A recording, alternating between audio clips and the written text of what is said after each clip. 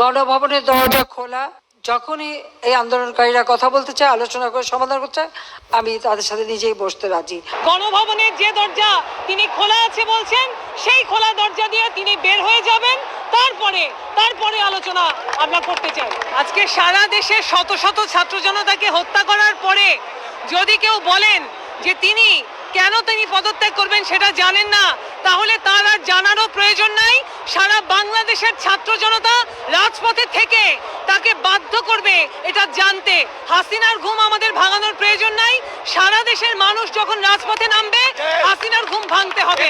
স্বজন হারানোর বেদনা বাংলাদেশের মানুষ অনুভব করে দেখে তারা রাস্তায় আছে। শেখ হাসিনা স্বজন হারানোর বেদনা অনুভব করেন না। গণভবনের দরজা শেখ হাসিনার জন্য খোলা আছে, তিনি গণভবন থেকে সসম্মানে বের হয়ে যেতে পারেন।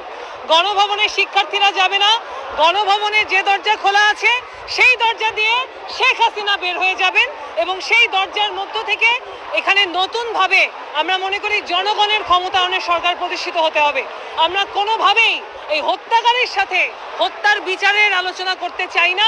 আমরা মনে করি ছাত্র জনতা আজকে যে এক দফার ঘোষণা দিয়েছে, এই এক দফাই এখন জনগণের প্রাণের দফা।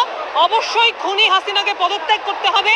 গণভবনের যে দরজা তিনি খোলা আছে বলছেন, সেই খোলা দরজা দিয়ে তিনি বের হয়ে যাবেন, তারপরে আলোচনা আমরা করতে চাই। প্রধানমন্ত্রী শেখ হাসিনা আক্ষেপ করে বলেছেন যে আমার পদত্যাগের দাবি তারা করছে, কি কারণে তিনি সেটা জানেন না। কেন তার পদত্যাগের কথা? আজকে সারা দেশে শত শত ছাত্র জনতাকে হত্যা করার পরে যদি কেউ বলেন যে তিনি পদত্যাগ করবেন সেটা জানেন না, তাহলে তার আর জানারও প্রয়োজন নাই। সারা বাংলাদেশের ছাত্র জনতা রাজপথে থেকে তাকে বাধ্য করবে এটা জানতে। কারণ যারা জেগে থেকে ঘুমান তাদের ঘুম ভাঙানো যাবে না। হাসিনার ঘুম আমাদের ভাঙানোর প্রয়োজন নাই।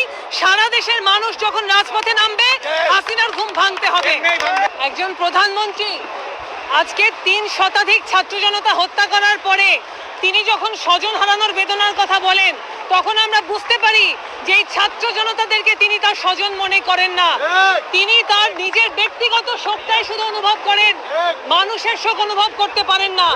আজকে যারা এখানে হাজার হাজার লক্ষ লক্ষ ছাত্র জনতা সারা দেশে নেমেছে, ওই যে ছাত্র মারা গেছে তারা অনেকেই তাদের স্বজন না। তারপরও স্বজন হারানোর বেদনা অনুভব করে আজকে আমরা রাস্তায় নেমেছি, সারা দেশে মানুষ রাস্তায় নেমেছে। স্বজন হারানোর বেদনা বাংলাদেশের মানুষ অনুভব করে দেখে তারা রাস্তায় আছে। শেখ হাসিনা স্বজন হারানোর বেদনা অনুভব করেন না।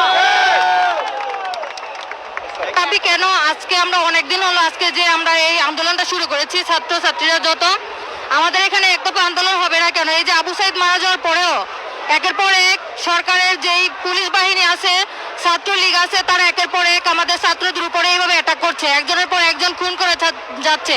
কেন? ছাত্ররা কি করেছে? ছাত্রদের তো কোনো অপরাধ ছিল না।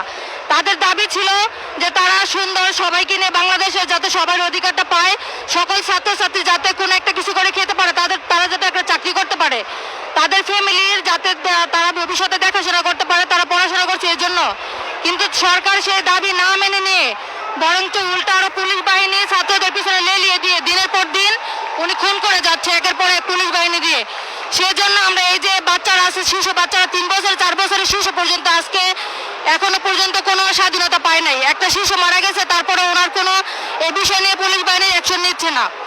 তাই আমরা এখানে উপস্থিত হয়েছি যে আজকে আমরা এক দফায় এক দাবি আন্দোলন নিয়ে আসছি। হয়তো সরকার পদত্যাগ করবে, নয়তো সে বিচার করবে, কিন্তু সরকারের বিচার করার মতো ক্ষমতা আমরা দেখতেছি না। উনি বাংলাদেশ